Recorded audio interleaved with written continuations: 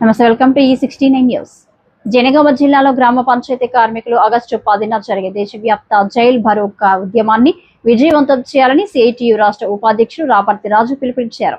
కేంద్ర ప్రభుత్వం అమలు చేస్తున్న 4 లేబర్ కోడ్లను రద్దు చేయడంతో పాటు గ్రామ పంచాయతీలో ప్రతిపాదిస్తున్న మల్టీపర్పస్ వర్కర్ విధానాన్ని వెంటనే ఉపసంహరించుకోవాలని ఆయన డిమాండ్ చేశారు. ఈ మేరకు జిల్లా పంచాయతీ అధికారికి వినతి పత్రం సమర్పించిన యూనియన్ నాయకులు పెండింగ్ వేతనాల విడుదల, కనీస వేతనాల అమలు, ఈఎస్ఐ, ఈపీఎఫ్ వంటి కార్మిక హక్కులను అమలు చేయాలని కోరారు. సమస్యలు పరిష్కరించకపోతే ఉద్యమాలను మరింత ఉధృతం చేస్తామని హెచ్చరిస్తూ జిల్లా వ్యాప్తంగా గ్రామ పంచాయతీ కార్మికులు పెద్ద ఎత్తున జైల్ భరో ఉద్యమంలో పాల్గొనాలని పిలుపునిచ్చారు. తెలంగాణ గ్రామ panchayat employees and workers union Jangaon జిల్లా కమిటీ తరఫున జిల్లాలో ఉన్నటువంటి గ్రామ పంచాయతీ ఉద్యోగ కార్మికులకు పిలుపునిస్తున్నాం.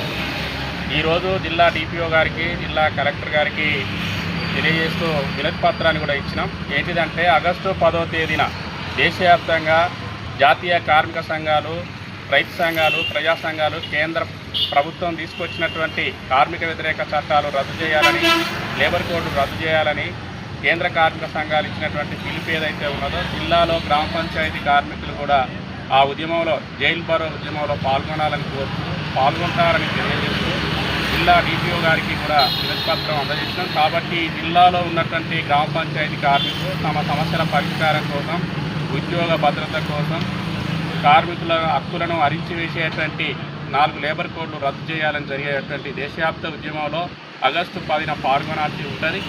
దానికి మొత్తం ఆ రోజు పనిబంధు పెట్టుకొని అన్ని మండల కేంద్రాల్లో జరిగేటువంటి అన్ని కార్మిక సంఘాల ఆధ్వర్యంలో జరిగే దాంట్లో గ్రామ పంచాయతీ కార్మికుల భాగస్వామ్యం కూడా ఉండాలి.